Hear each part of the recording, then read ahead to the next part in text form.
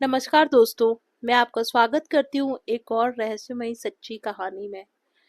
आज हम चलेंगे भारत के एक सबसे कठिन और वीरान इलाके की ओर, जिसका नाम है, जी हाँ, लेह लद्दाख। लेह लद्दाख के बारे में तो आप सब जानते हैं। कितनी हॉन्टिंग, कितनी हॉरर स्टोरीज वहां से जुड़ी हुई है, आप सबको पता है। ठीक है, जहाँ पे हर पत्थर जो है वो कुछ ना कुछ कहता है और हर घाटी में कोई राज छुपा है, सब जानते हैं। ठीक है, यही इन पत्थरों और घाटियों के बीच में ये कहानी एक ऐसी झील की, जो किसी भी नक्शे पे तो नहीं है, लेकिन कुछ लोगों की यादों में हमेशा जिंदा है। और इस झील का नाम है लाल झील।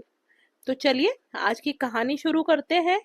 ये बात है साल 2002 की। भारतीय सेना की एक टुकड़ी को सियाचिन के पास एक खास गश्त के लिए भेजा गया। 6 जवान और एक जूनियर ऑफिसर, लेफ्टिनेंट वर्धन, ये लोगों का मिशन था कि एक पुराने हिमसंकलन के इलाके की निगरानी करना। ठीक है, तो इन लोगों को सियाचिन भेजा गया। तो ये लोग सियाचिन के लिए निकल गए।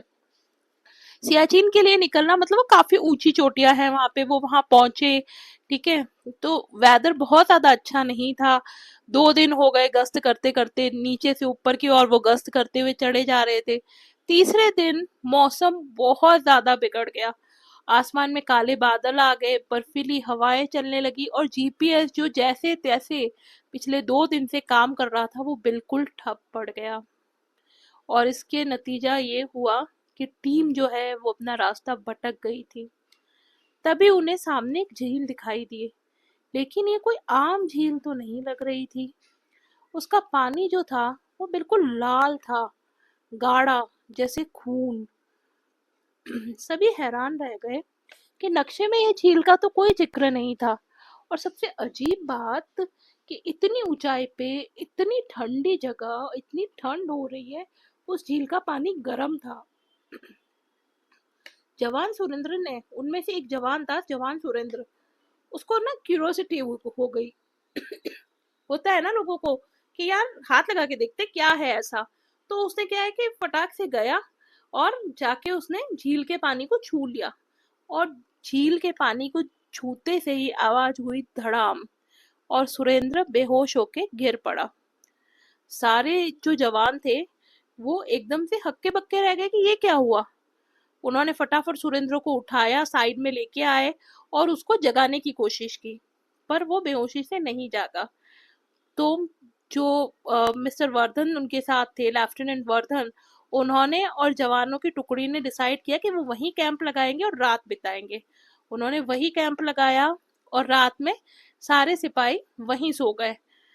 पर रात में जब वो सारे लोग वहां सोए, तो सबके साथ एक अजीब सी बात हुई कि रात भर उन्हें अजीब अजीब सपने आते रहे, जैसे कहीं युद्ध चल रहा है, बहुत सारे सैनिक और सिपाही मरे हुए दिखे, लहू लुहान पड़े हुए दिखे, और सब एक ही बात दोहरा रहे थे, हमें वापस करो, हमें हमारी शांति वापस करो, हमें वापस करो, हमें हमारी शांति वापस करो। रात भर ये लोग अजीब अजीब सपने देखते हुए, जैसे भी इन्होंने थके हुए थे, नींद निकाली, सुबह उठे। सुबह उठे तो सुबह उठते से ही इन्होंने देखा कि जो जवान सुरेंद्र था, जो बेहोश था, वो गायब है। तो ये लोग घबरा गए कि क्या हुआ, ये गायब हो गया, कहाँ है। फटाफट उठे, इन्होंने लेफ्टिनेंट वर्धन के साथ में उसकी खोजबीन शुरू की। आसपास देखा, और जब वापस वो खोजते खोजते झील के पास पहुंचे, तो उन्होंने देखा वहां उसके बूट रखे हैं। बूट रखे हैं और आसपास सारी छानबीन करने से पता चला कि वहां कोई भी स्ट्रगल के निशान नहीं थे। इसका मतलब तो ये हुआ कि कोई रात को कोई जानवर नहीं आया था, या रात को किसी ने हमला करके सुरेंद्र को नहीं उठाया था। इसका मतलब कुछ और ही था। तो लेफ्टिनेंट वर्धन, जिसको जिनको ये सारी चीजें देख के बहुत हैरानी हुई, तो उन्होंने सबको वापस लौटने का आदेश दे दिया कि हम लोग वापस चलेंगे। तो बेस, सारी जो बटालियन थी वो अपने बेस पे लौट आई। बेस पे लौट आने के बाद में उन्होंने अपने हायर सीनियर्स को रिपोर्टिंग की, बताया। तो बेस पे सारे जवानों की मेडिकल जांच हुई। ठीक है, सुरेंद्र जो जवान सुरेंद्र जो गायब हो गया था, उसको ढूंढने के लिए 2 टीमें भेजी गई। लेकिन 3-4 दिन ढूंढने के बाद भी उनके हाथ कुछ नहीं मिला। जब दोबारा सैटेलाइट से उस जगह को देखा गया, वहां कोई झील ही नहीं थी। ये कैसे हो सकता था? क्योंकि ये लोग रात भर उस झील के किनारे लेटे थे, उन्होंने उस झील को देखा था, जवान सुरेंद्र ने उस झील के अंदर हाथ डाला था, तो वो झील कैसे गायब हो सकती है? वहां तो केवल बर्फ और पत्थर मिला। बड़े ही आश्चर्य की बात थी।